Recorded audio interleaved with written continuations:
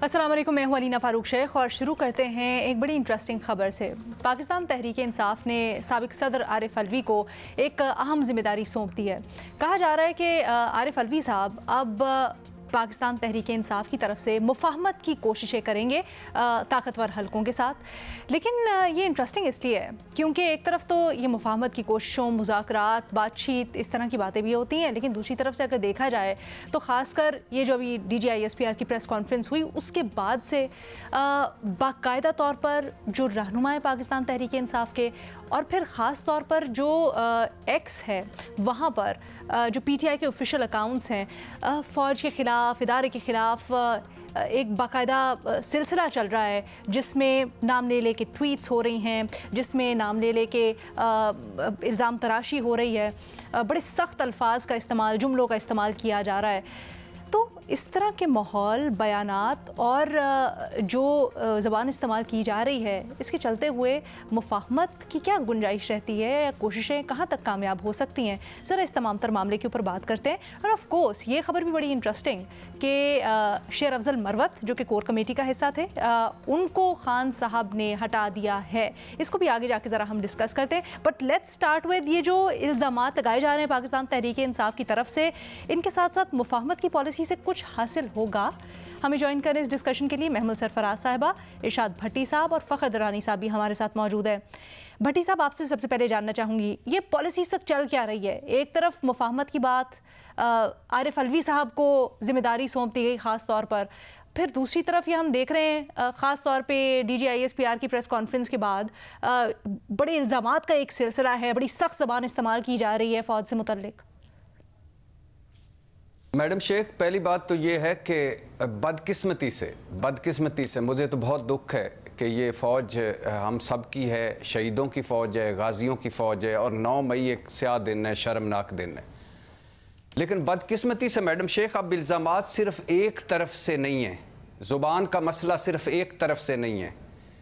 अब आप बताइए कि झूठ पे झूठ बोलने वाले, फ़रेब पे फ़रेब देने वाले, नफ़रत फैलाने वाले, हिजान फैलाने वाले, झूठा प्रोपेगेंडा करने वाले, जहरीला प्रोपेगेंडा करने वाले, सियासी इंतशारी टोला, गैर जमहूरी रवैयों वाले, फ़ौज पर हमला करने वाले, शोदा की तौहीन करने वाले और मुनाफ़कत करने वाले, अवाम को वरगलाने वाले, अवाम और फ़ौज के दरमियान खलीज पैदा करने वाले। अब कोई इल्ज़ाम है जो रह गया है? और दूसरी तरफ से ये जो पोस्ट 9 मई प्रेस कॉन्फ्रेंस थी, उसको नफ़रत, हकारत, बुग़्ज़ भरी प्रेस कॉन्फ्रेंस, मुस्तरद शुदा सियासी जमातों का झूठा जहरीला बयानिया।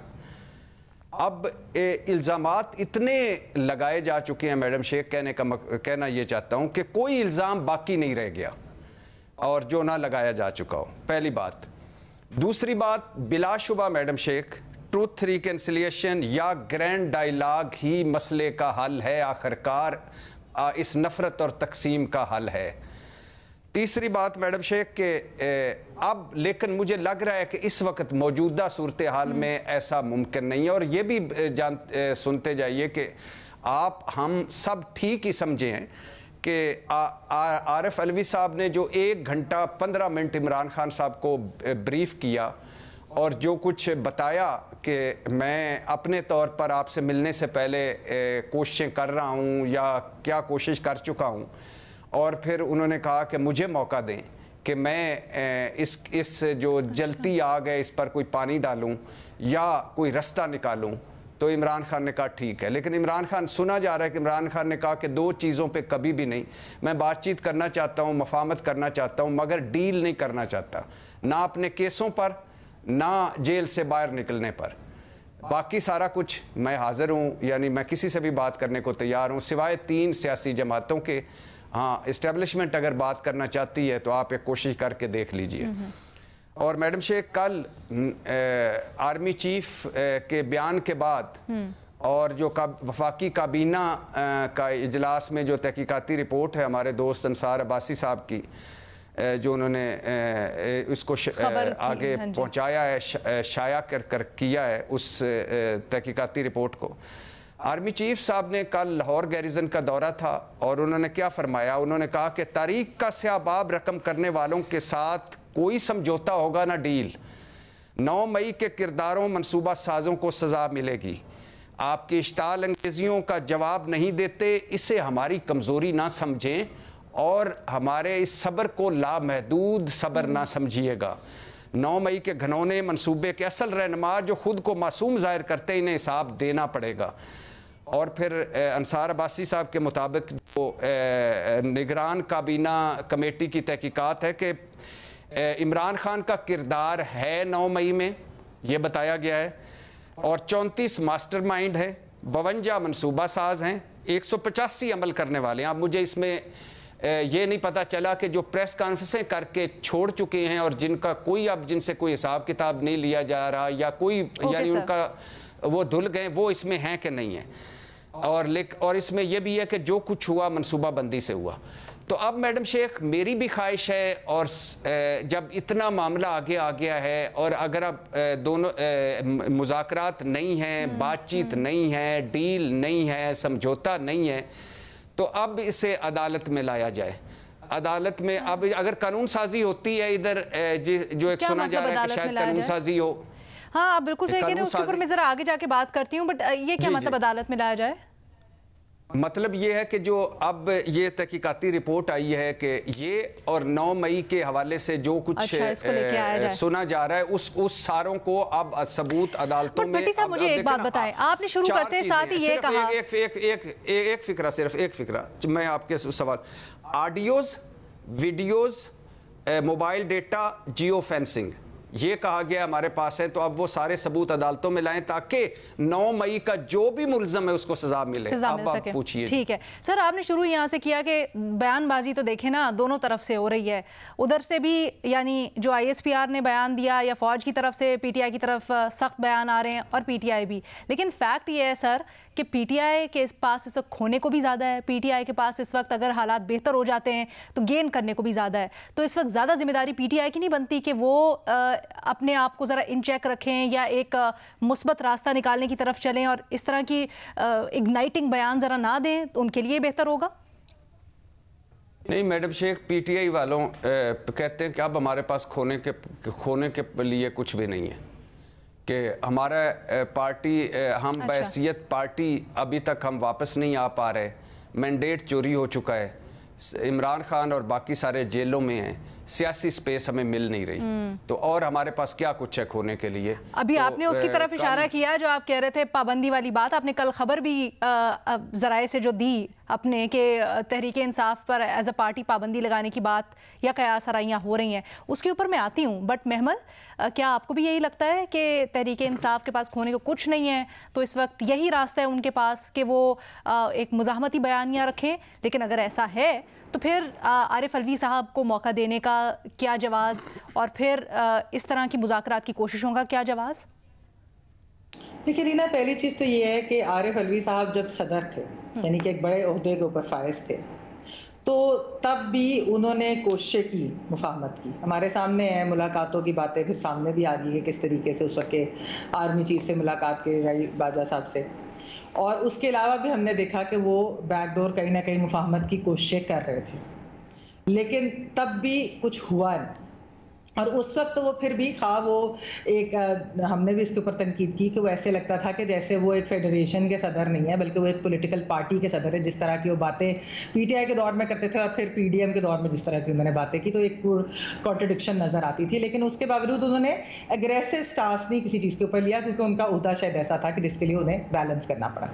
अच्छा, अब मसला ये है कि अब तो वो किसी बड़े उहदे पर भी नहीं है, अब तो वो इमरान खान साहब की, और आपको पता है कि PTI और इमरान खान साहब उनसे नाराज भी थे कि वो कहते थे कि कुछ चीज़ें जो ये कर सकते थे इन्होंने नहीं की है बतौर सदर।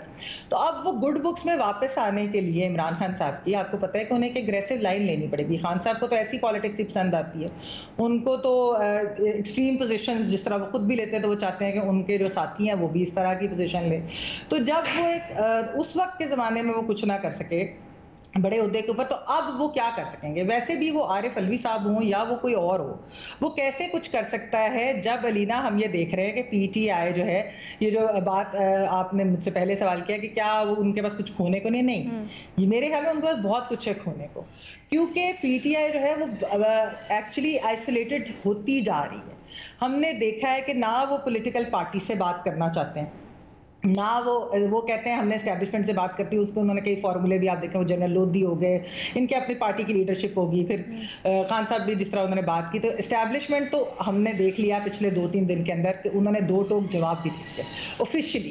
पहले तो हम जराए के थ्रू बातें सुन रहे थे ना कि वो नहीं बात करेंगे, एस्टैब्लिशमेंट किसी मूड में नहीं है माफ़ी के, कोई ये चीज़ नहीं है, लेकिन अब तो हमने डायरेक्टली फौजी क़यादत से सुन लिया कि वो नहीं बात करना चाहते, और जब तक के 9 मई के ऊपर एक अनकंडीशनल अपॉलॉजी नहीं होगी। तो ये मेरे ख्याल में इस वक्त पीटीआई जो है, अगर वो इस तरह का जो एक एग्रेसिव उन्होंने स्टांस लिया हुआ है, शायद पीटीआई को लगता है, क्योंकि ये उनकी एक, मैंने पहले भी इस पर कई दफा बात कर चुकी हूँ कि पीटीआई को लगता है कि सबको बुली करें इनटू सबमिशन, तो ऐसे नहीं चलता, ये इधर बिल्कुल काम नहीं करेगा, क्योंकि सामने आपके इस वक्त इस्टेब्लिशमेंट है। आप जो है बाकियों को तो शायद ये कर चाहते थे, लेकिन जब एक बुली से बड़ा बुली आता है तो फिर वो मामलात जो है वो दूसरी तरफ चले जाते हैं। तो इसलिए इस वक्त मुझे लग रहा है कि पीटीआई एक आइसोलेटेड पोजीशन में है, शायद वो अपना एग्रेसिव स्टांस, उनको लगता है कि इसका कोई फ़ायदा हो, लेकिन हमने देखा कि इसका फ़ायदा नहीं हो रहा, इसका उल्टा नुकसान हो रहा है। इसलिए मैं यही सजेस्ट करूँगी, जो बात हम पहले भी कर चुके हैं, कि आप पहले अपने सियासी हरीफों से बात करें। जो एस्टैब्लिशमेंट है, डीजी आईएसपीआर ने भी कहा कि बातचीत जो होती है वो सियासी जमातों के दरमियान होती है। एस्टैब्लिशमेंट से वैसे भी बात करना एक अनकॉन्स्टिट्यूशनल चीज़ है, कहाँ लिखा है कि वो इस तरह बात करके उनके साथ नेगोशिएशन करके कुछ चीज़ें, तो आप पहले पॉलिटिकल पार्टी से बात करें, आप उनके साथ अपने आहिस्ता आहिस्ता जो है, आइस जब पिघलेगी, बर्फ पिघलेगी, तो फिर ही मामलात कहीं आगे जाते हैं, कहीं वे आउट निकलती हैं। अगर ये यही रहा कि पीटीआई आइसोलेटेड रही और एस्टैब्लिशमेंट का इतना सख्त स्टांस रहा, तो फिर कोई आगे की राह नहीं निकली। और ये बड़ा कंसर्निंग है। फ़खर, आप कहिएगा, सदर आरिफ अलवी ऐसे में क्या आपको लगता है कुछ लेवरेज ले सकेंगे, या कोई तहरीक इंसाफ के लिए गुंजाइश निकलवा पाएंगे या बार्गेन कर सकेंगे? अलीना, मुझे नहीं लगता ये जो मौजूदा हालात हैं, जिस तरह आपने शुरू में भी बता दिया है कि जो पीटीआई एक तरफ तो इमरान खान असाइन कर रहे हैं आरिफ अलवी साहब को कि बातचीत करें, और दूसरी तरफ जो है उनके इमरान खान की अपनी जो मीडिया टॉक्स कर रहे हैं, और उसके साथ साथ जो उनकी सोशल मीडिया के ऊपर, ख़ासतौर पे एक्स के ऊपर जिस तरह वो किए जा रहे हैं पिछले 2-3 दिनों से, तो मुझे नहीं लगता कि ये पॉसिबल है। देखें, जो डिस्प्यूट है इस टाइम, जो एक तनाज़ा है वो 9 मई का, वो है इस्टेब्लिशमेंट और पीटीआई, ख़ास तौर पे इमरान खान के हवाले के साथ। अब ये तनाज़ा तब हल हो सकता है कि जब दोनों साइडों से कुछ ले और दे। अब इस्टेब्लिशमेंट ने तो, जो डीजी आईएसपीआर है, उन्होंने 7 जो मई था उसको प्रेस कॉन्फ्रेंस करके ये बता दिया कि आम माफ़ी मांग ले अनकंडीशनल, और उसके साथ साथ जो इंतशारी जो सियासत है उसको तर्क कर दें, तो उसके बाद जो है वो बातचीत कोई हो सकती है। तो इस्टेब्लिशमेंट की तरफ से तो एक जो वाज़े एक नज़र आया हमें, लेकिन दूसरी साइड से हमने देखा कि वो इमरान खान की तरफ से क्या बयान दिया गया कि माफ़ी मैं क्यों मांगूँ, माफ़ी उनको मांगनी चाहिए। और फिर जो पीटीआई का जो सोशल मीडिया है उसकी तरफ से एक पूरा बयानिया कि किन जो काम है जो इस्टेब्लिशमेंट की तरफ से किए गए उनके ऊपर उनको वो माफ़ी मांगनी चाहिए। तो इमरान खान की तरफ से एक अग्रेसिव हमने देखा है कि जवाब आया। अब सवाल ये है कि क्या सदर आरिफ अलवी, ये जो मौजूदा सूरत हाल है, जो कि मैं समझता हूँ अब कहीं ज़्यादा है जो माजी में हमने देखा है उसकी निस्बत, इवन मई 9 के बाद भी हमने इस तरह की वो तलखी नहीं देखी जो अभी जो नज़र आ रही है। तो क्या सदर आरिफ अलवी जो है ये हल करा सकते हैं? हमने देखा है कि आरिफ अलवी साहब जब सदर थे उनके पास कुछ अख्तियारात भी थे, वो आर्म्ड फोर्सेस के कमांडर इन चीफ एटलीस्ट आइनी तौर पर तो वो थे। उसके बावजूद भी हमने ये बारहा ये ख़बरें भी देखी थी कि आखिरी जो इनके वो थे दौर था, उसमें तो आर्मी चीफ ने इनका फ़ोन कॉल सुनना बंद कर दी थी। तो ये इन हालात में आरिफ अलवी साहब को जो है वो, मुझे नहीं लगता कि ये किस लॉजिक के साथ इमरान खान ने वो कर दिया है मुज़ाकरात के हवाले से। जब वो सदर थे वो कुछ नहीं कर सके, तो अब क्या कर सकते हैं? एक तो ये बात है। दूसरा, आरिफ अलवी साहब के हवाले से मैं समझता हूँ कि वो जो सदर थे, जितना उन्होंने इस ओहदे को बिलिटल किया है और उसकी मैं समझता हूँ कि वो जो दिखाया अपना एक सियासी पॉलिटिकल पार्टी के सदर के तौर पर, ना कि प्रेसिडेंट ऑफ पाकिस्तान के तौर पे। उसके बाद उनकी जो एक पॉलिटिकल वो थी, मैं समझता हूँ पॉलिटिकल जो सियासी जमातों के साथ भी अगर मुज़ाकरात होते हैं तो उनकी वो एक जैसे साबिक सदर की एक वर्थ होती है पॉलिटिकली, मैं नहीं समझता कि वो होगी। और देखें पॉलिटिकल पार्टीज़ के साथ भी, जिस तरह ये मैमल भी कह रही थी कि इनको पॉलिटिकल पार्टीज़ के साथ डायलॉग शुरू करना चाहिए, जो मौजूदा सियासी जमातें हैं वो भी किसी हद, एक सर्टन लिमिट है, उससे आगे पीटीआई को जो है वो नहीं उससे आगे जा सकती मामलात को सुधारने के हवाले से, क्योंकि ये जो 9 मई का वाक़या है, ये जो मौजूदा सियासी जमातें हैं, ख़ासतौर पे जो रूलिंग है, वो भी एक लिमिट से आगे वो नहीं जाके इमरान खान को या पीटीआई को अकामोडेट कर सकते, ख़ासतौर पे 9 मई के हवाले से। बातचीत तो इस्टेब्लिशमेंट और इमरान खान के दरमियान ही होनी है, जो कि मुझे नहीं लगता कि आरिफ अलवी साहब हों या कोई और इनके पीटीआई के लीडरशिप में से इन यानी आप कहना चाह रहे हैं जब तक 9 मई की माफी नहीं मिलेगी तब तक कहीं से कोई बात का किसी भी तरह की फायदा नहीं है बेसिकली। जी बिल्कुल, मुझे नहीं लगता कि इनको कोई माफी मिलेगी। लेकिन फखर, हैविंग सेड दैट, उन्होंने भी तो, ये आरिफ अलवी साहब ने 2 दफ़ा मुलाकातें मीडिएट करवाई थी, ऐवान सदर में मुलाकात हुई थी, उस वक्त भी हालात ठीक है, 9 में नहीं था वो, लेकिन हालात काफ़ी तल्ख थे, तो ये हिस्ट्री भी रह चुकी है। फिर ये वाली चीज़ कि आप ये क्यों कह रहे हैं कि अब तल्खी ज़्यादा हो गई है, इवन इस साल के दौरान 9 में से भी ज़्यादा हो गई है, क्यों? अलीना, पिछले 3 दिनों से एक तो आप जो पीटीआई का ऑफिशियल ट्विटर अकाउंट है उसको अगर देखें तो ऐसे ऐसे इल्ज़ामात जितने भी पिछले 1 साल में हुए हैं, कोई कत्ल हुए हैं, अरशद शरीफ का कत्ल भी पीटीआई के ऑफिशियल अकाउंट से वो कहा जा रहा है कि इसके ऊपर माफ़ी मांगे, बाकी जो इस तरह के मामलात हैं उसके ऊपर वो कह रहे हैं कि इमरान खान क्यों मांगे, आप माफ़ी मांगे। तो ये एक 9 मई का जो है, देखें इंसिडेंट हुआ है, एक रियलिटी है और उससे कोई इनकार नहीं कर सकता, तो उसको एक तो फॉल्स फ्लैग वाला तो वो एक रीज़न ये बताते ही है, लेकिन उसके ऊपर जो सख्त रद्द-ए-अमल तहरीक इंसाफ का आ रहा है या सख्त जो उनका बयानिया है वो चीजों को और भड़का रहा है, वो भड़का रहे। और इवन जो रिस्पॉन्सिबिलिटी है उल्टा इसकी के जिम्मेदारी कबूल करने के उल्टा उन्हीं के ऊपर कि जिनके ऊपर अटैक हुआ कि वो उन्होंने खुद ही अटैक किया है।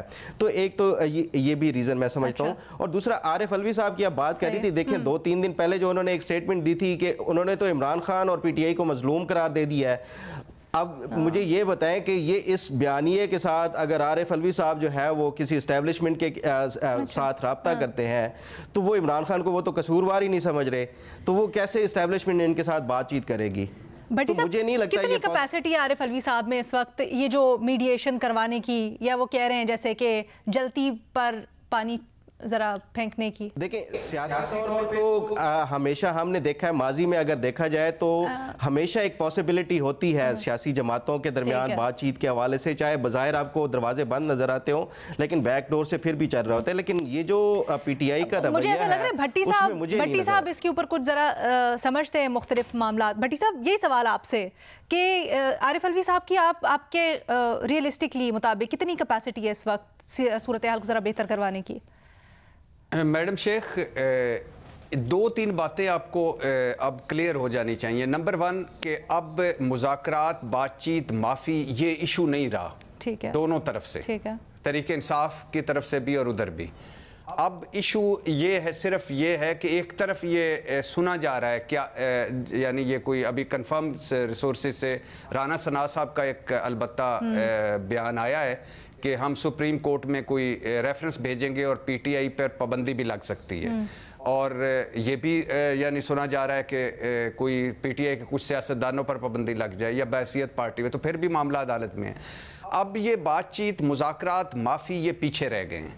अब इशू ये है कि एक 9 मई हुआ है और 9 मई के जो मुल्ज़म हैं उनको डेफिनेटली आना चाहिए अदालत में, लेकिन अब उनको अदालत में लाना और सारे वो जो सबूत हमें बताए गए वो अदालत में लाना और उनको सज़ाएं दिलवाना, ये अब इसी पे सारा काम हो रहा है। और उसके एक तरफ है कि पीटीआई पे पाबंदी लग जाए, रेफरेंस चला जाए, या दूसरा 9 मई के साल हो गया है, अब ये आ जाने चाहिए। जहाँ तक आरिफ अलवी साहब की बात है, मैं आपको बता दूं कि सिर्फ आरिफ अलवी नहीं कर रहे, बहुत सारे और लोग भी कर रहे हैं। अच्छा। बहुत सारे और लोग भी जो हैं वो भी लगे हुए हैं, जिन्होंने कई लोगों ने कहा कि आप नाम मत बताएं और हम कोशिश कर रहे हैं। और बहुत सारे लोग जो हैं वो ये कह रहे हैं कि कम से कम इतना ही हो जाए पहली फुर्सत में कि मज़ीद ये सूरत हाल ख़राब ना हो। अगर आप अदालतों में मामला आना है तो अदालतों में आए और अदालतों में सारा कुछ तय हो और जो पाकिस्तान तहरीक इंसाफ वापस अपनी सियासी स्पेस में आ जाए और मजीद कुछ ना हो। लेकिन आप लोग अदालतों के ऊपर कह रहे हैं कि जाने से आना चाहिए, यकीनन आना चाहिए, लेकिन आपको लगता है कि वो तहरीक इंसाफ के लिए मामला कुछ रिलीफ का बायस बनेगा या फिर मामला मजीद गंभीर हो जाएगा? क्योंकि अगर दूसरी तरफ से कहा जा रहा है कि इररिफ्यूटेबल एविडेंस है, कल जो रिपोर्ट पेश की गई उसमें तहरीक इंसाफ ऐसे जमात को उन्होंने बड़े सख्त अल्फाज और इंतशारी टोला करार दे दिया, तो ये जब सब कुछ अदालतों में जाएगा तो फिर क्या मामला मजीद बिगड़ सकते हैं? एक छोटी सी ब्रेक लेनी है मुझे, उसके बाद वापस आते हैं, ज़रा इसको मजीद डिटेल में डिस्कस करते हैं।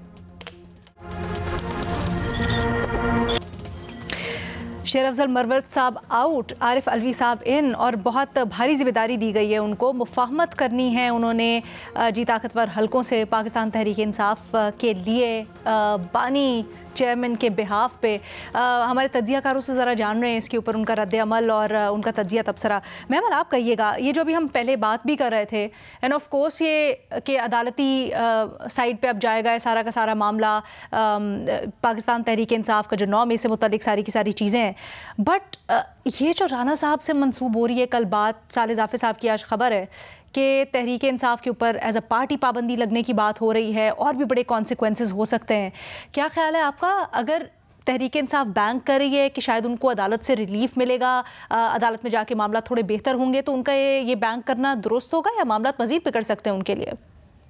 देखिए अलीना, जो मैं बात पहले कर रही थी ना कि पीटीआई जो अगर वो ये समझते हैं कि हमारे पास और कुछ खोने को नहीं है, तो ये उनकी सोच सही नहीं है, क्योंकि बहुत कुछ है।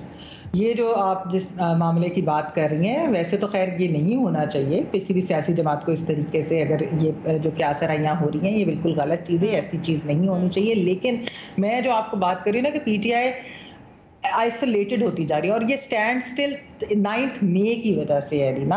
अब आप ये देखें, एक 9 में जिसकी वजह से बहुत बड़ा स्टैंड स्टिल है। दूसरी चीज मैं आपको ये जरूर कहूंगी कि जो पॉलिटिकल पार्टी से एंगेजमेंट की मैं बात क्यों करती हूँ, इलेक्शंस के बाद इनके पास एक अपॉर्चुनिटी थी, इनको पीपल्स पार्टी ने कहा हमारे साथ मिलकर हुकूमत बना लें।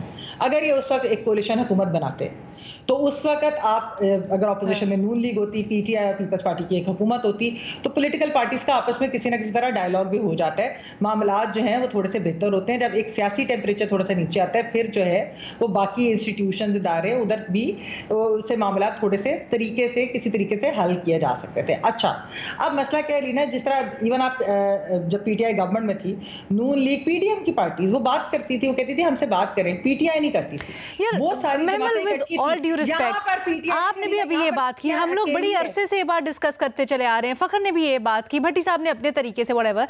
लेकिन मैं ये जानना चाहती हूँ और आप तीनों में से कोई इसका जवाब दे दे, तहरीक इंसाफ फिर भी ये सब कुछ जानते बूझते हुए, आई एम श्योर उनके ऊपर मुसीबत है, फिर भी वो बार बार इस तरह की बात कर रहे हैं और वो बार बार बड़ा सख्त बयानियां लेते हैं। कोई तो वजह होगी ना इसकी, कुछ तो वो सोच रहे होंगे, तो वो क्या सोच रहे हैं?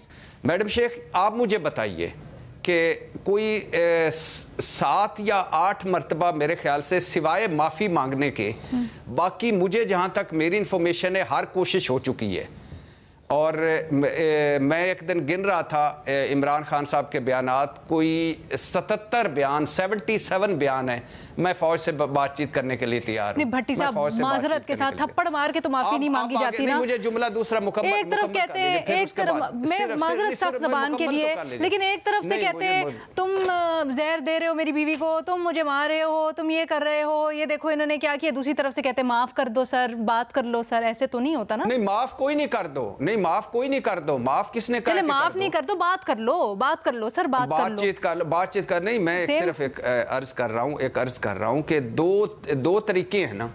एक तरीका है कि हम बातचीत के लिए तैयार हैं और 9 मई की 2 मरतबा इमरान खान ने मजम्मत भी की। दूसरा तरीका है कि आपका जो ये 3 जमातें हैं, ये इनसे मैंने बात नहीं करनी, ये मैंने इधर बात नहीं करनी, मुझे कुछ हो गया तो ये होगा। इसी पे ही सारा उन्होंने वोट इलेक्शन लड़ा, यही उनका वोट बैंक है, यही उनका इस वक्त बयानिया है और यही बाकी सियासी जमातें कह रही हैं कि हमें शिकस्त की वजह बनी कि हमारे पास कोई बयानिया नहीं था, हम मफाहमत में पकड़े हुए थे। फखर, बट अगर इतने मज़ाहमती हैं तो फिर जो मज़ाहमती चेहरे हैं उनको क्यों हटा दिया जाता है? जैसे शेर अफजल मरवत साहब को निकाल दिया, खान साहब उनसे मिलने को तैयार नहीं है, तो ये तो कुछ समझ नहीं आ रही, थोड़ा सा कंफ्यूजन हो रहा है मुझे, अगर आप सुलझा सकें तो। अलीना देखें, एक तो आपने ये पूछा कि मुझे ये समझ नहीं आ रही पीटीआई की तरफ से ये जो एक अग्रेशन है क्यों दिखाई जा रही है। देखें, एक इसकी 2-3 रीजंस हैं। जो जब ये इमरान खान हुकूमत से निकाले गए तो उसके बाद जब ये सड़कों पे आए तो अवाम ने नो डाउट इनको अच्छा रिस्पांस दिया और लोग इनकी कॉल पे निकले एहतजाज की, और एक अच्छी इन्होंने मूवमेंट जो है वो चलाई उस टाइम की जो पीडीएम की हुकूमत थी उस पे, और इमरान खान का जो कॉन्फिडेंस था वो बिल्ड होता गया। एक सर्टन लेवल पे आके जो पीटीआई थी उन्होंने इमरान खान को जो है वो एक रेड लाइन बना दिया। ऊपर से इमरान खान के पास एक पब्लिक सपोर्ट के हवाले से जो कॉन्फिडेंस, वो मैं समझता हूँ कि वो एक ओवर कॉन्फिडेंस में आके उन्होंने नो मे का जो है वो कर दिया। ये जो भी था, जो अटैक्स हुए, सब कुछ हुआ।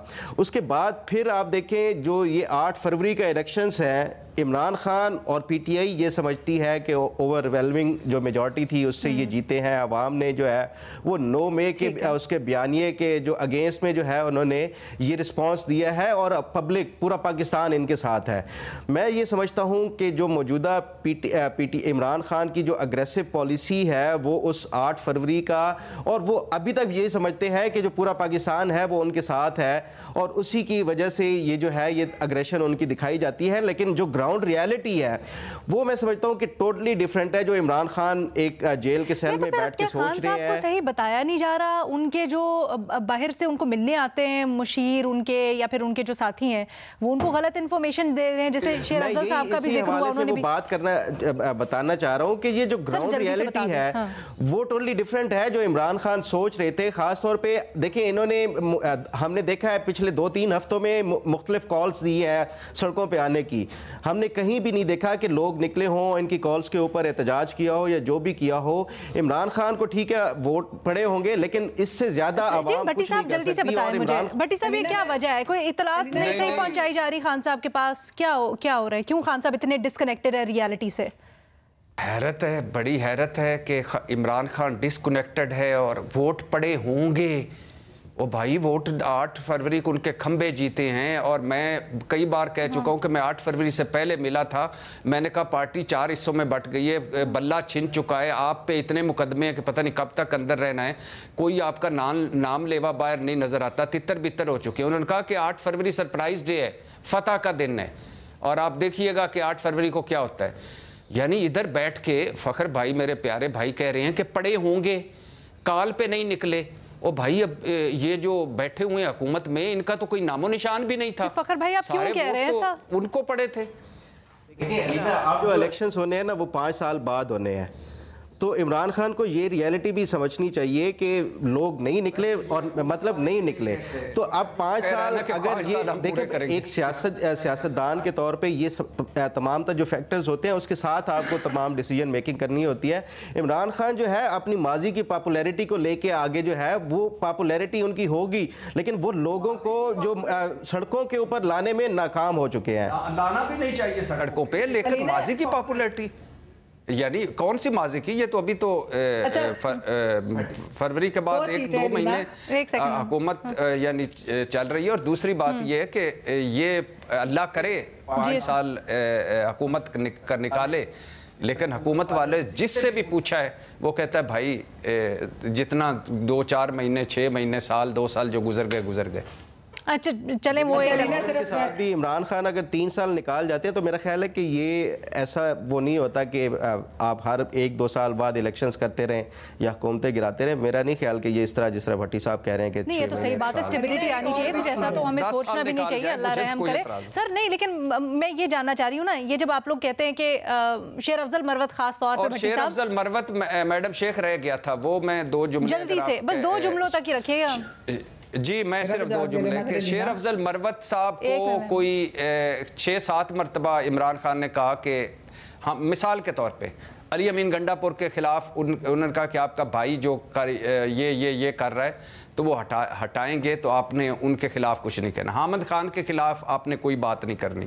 अब आपने पार्टी के जो कुछ भी पार्टी से इख्तलाफात है वो अंदर करने हैं। लेकिन इन सारों का जब मलबा बड़ा हुआ वो था जो उनको सऊदी अरब के हवाले से उन्होंने जो बयान दिया, और उस पर वो बस हो गई। और वो लोग जो ये समझते थे अब शेर अफजल मरवत दलेर आदमी है, उसने बड़े मुश्किल वक्त में पीटीआई का साथ दिया, लेकिन वो लोग जो समझते थे कि ये रॉन्ग नंबर है, ये घुसाया गया है पार्टी के अंदर और इसका काम ही ये है कि पार्टी के अंदर एक ना एक नया तनाज़ा बनाए रखे, वो इमरान खान के पास पहुंचे। आप जो मर्जी कहते रहे, फखर कह रहे नहीं नहीं नहीं, आप सही नहीं कह रहे, फखर की इत्तलात कुछ और है। बिल्कुल भी देखिए अलीना, ये बहाना तो एक अच्छा है, ये जो रीजंस बताई हैं भट्टी साहब ने, लेकिन असल जो वजह है ना, इमरान खान जो ज्यादा पॉपुलर होने लगे उनके अलावा, वो हमेशा उसका पता साफ कर देते हैं और ये इस तरह करते आए, माजी में भी इस तरह करते आए हैं और ये पहली दफ़ा उन्होंने नहीं किया।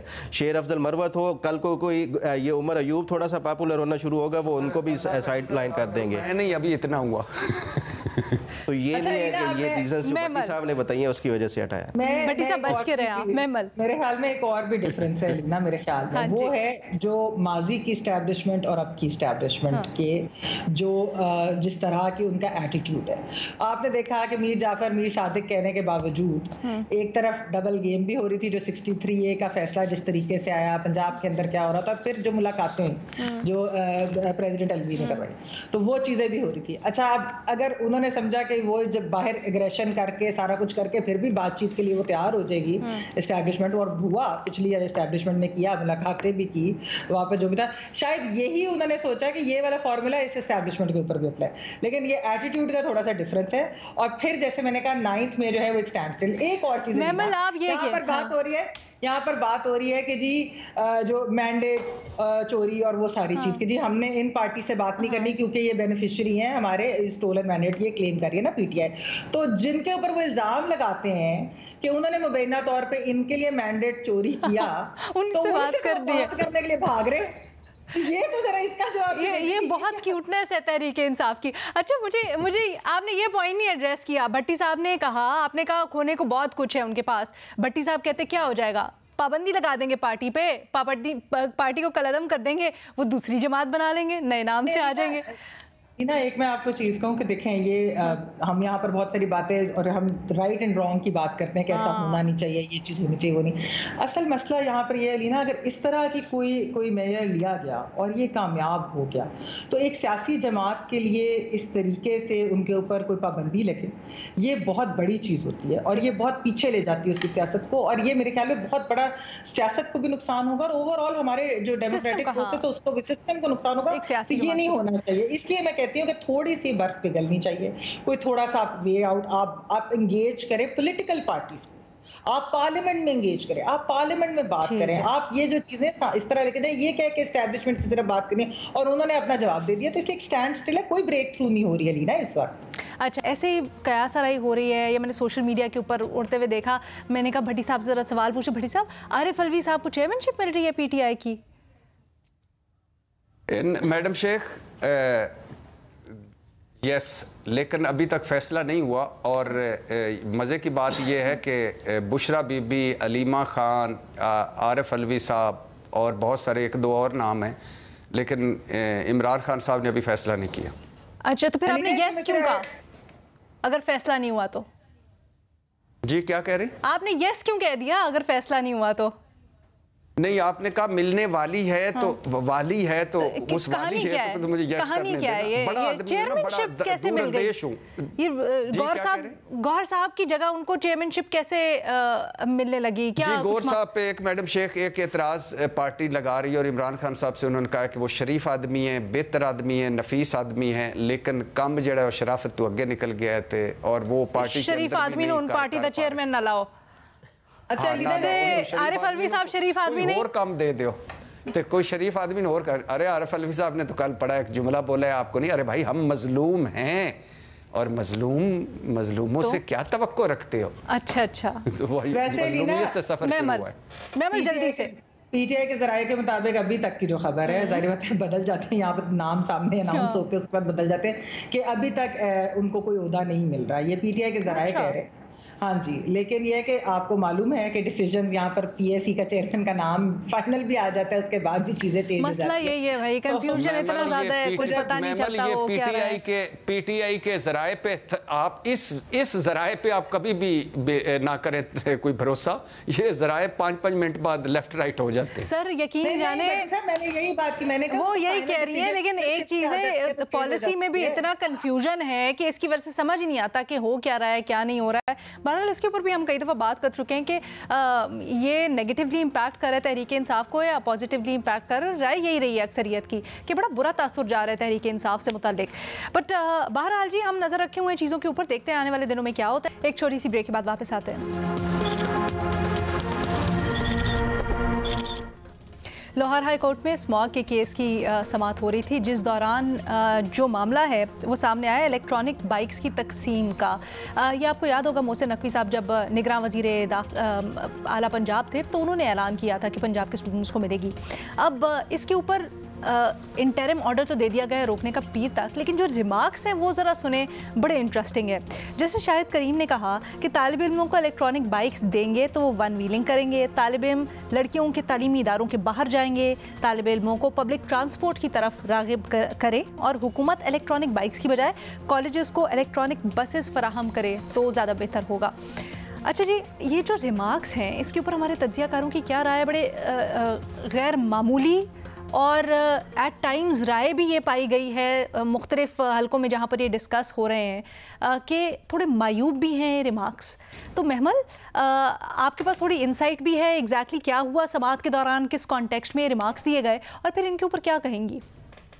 देखिए अलीना, एक तो ये जिस तरह स्मॉग की हेयरिंग हो रही थी उस पर बात हुई, तो जब इलेक्ट्रिक बाइक्स की बात हुई तो वो कहते हैं कि उन्होंने जोकिंगली ये जो बात की ना वन व्हीलिंग वाली, ये उन्होंने जोकिंगली की। लेकिन मैं वैसे उनके जोक के ऊपर व्यू उनकी इन्फॉर्मेशन के लिए दे दूं कि इलेक्ट्रिक बाइक्स पे वन व्हीलिंग करना बड़ा मुश्किल है। वो पेट्रोल बाइक्स जो क्लच वाले होते हैं ना उस पर आसान होता है। हालांकि ठीक है, जो बाइक्स दिए जा रहे हैं इनमें वो कहते हैं कि मोस्टली वैसे दूसरे बाइक्स हैं, इलेक्ट्रिक बाइक से ज़्यादा वो है। लेकिन असल चीज़ जो अलीना इस पूरी चीज़ के अंदर है वो हमारी जुडिशरी का जो एक बेसिक प्रॉब्लम हमने देखा है ओवर द इयर्स, वो ये है कि आपका जो पर्सनल ओपिनियन होता है ना उसको आप सब्स्टिट्यूट कर देते हैं एक पॉलिटिकल डिसीजन के साथ। मतलब कि आप जो कह रहे हैं ठीक है, आप स्मॉग किस तरह कंट्रोल आप बता रहे हैं कि जी बसेस ज्यादा होनी चाहिए, बाइक्स नहीं, लेकिन आप कैसे एडमिनिस्ट्रेशन को, हुकूमत को रोक सकते हैं? आप हुकूमत की जुरिस्डिक्शन में आप इंटरफेयर कर रहे हैं। ये जो मसला है ना जुडिशरी का, कि बहुत सारी ऐसी चीजें जो हुकूमत करना चाहती है वो उसको रोक दिया जाता है। ये इफ्तिखार चौधरी साहब के जमाने से हम देख रहे हैं और अब जो है ना ये चीजें काफी एक